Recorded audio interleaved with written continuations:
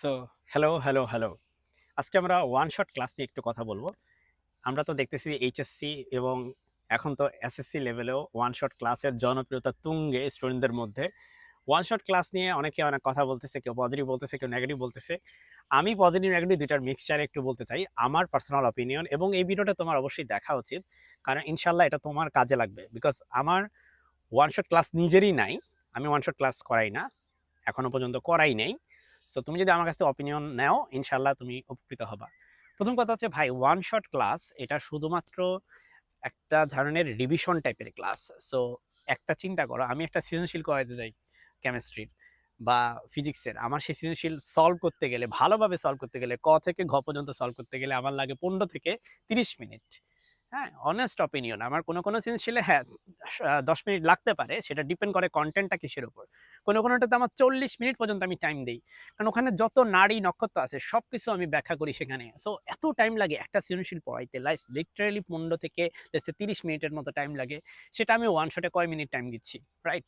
So তুমি hopefully বুঝতেছো যে ওয়ান শটটা তোমাকে যদি তুমি অলরেডি অনেক ভালো পারো সিলেবাস, তোমার সিলেবাস মোটামুটি কমপ্লিট হয়ে গেছে, তখন তুমি ওয়ান শট করতে পারো। তুমি কিছু সৃজনশীল করেছো, কিছু এমসিকিউ করছো, তুমি ওয়ান শট শুধুমাত্র রিভিশন পারপাসের জন্য ইউজ করতে পারো। কিন্তু পরীক্ষার আগের রাতে, পরীক্ষার আগের ২-৩ রাতে তুমি যদি চিন্তা করো যে আমি ওয়ান শট ক্লাস করে আমি মূলত হচ্ছে এ প্লাস পেয়ে যাবো বা ভালো করতে পারবো। ফিউচারে গিয়ে ভাইয়া তুমি ধরা খাবা। ঠিক আছে? এটা সবচেয়ে বড় কথা। ফিউচারে গিয়ে ধরা খাবা। তুমি যদি এ প্লাস পেয়েও যাও, ফিউচারে গিয়ে তুমি ধরা খাবা। ফার্স্ট অফ অল তুমি এ প্লাস পাবা না। Let's be honest. ঠিক আছে? এত সোজা না যে অল্প একটু পড়ে তুমি যে হচ্ছে মানে এক রাতে এত পড়া একসাথে নিয়ে তুমি যে হচ্ছে এ প্লাস পাবা।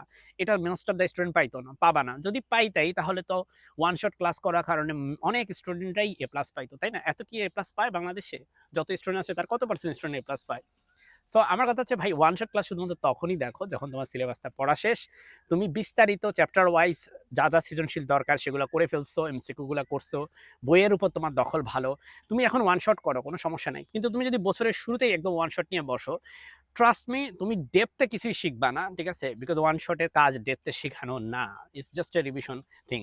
সো অনেক কথাই বললাম। আমার অপিনিয়ন তুমি নিবা কি নিবা না এটা হচ্ছে তোমার ব্যাপার। কিন্তু যদি এই কথাগুলো মনে রাখো যে ওয়ান শট তুমি আগেই দেখবে না।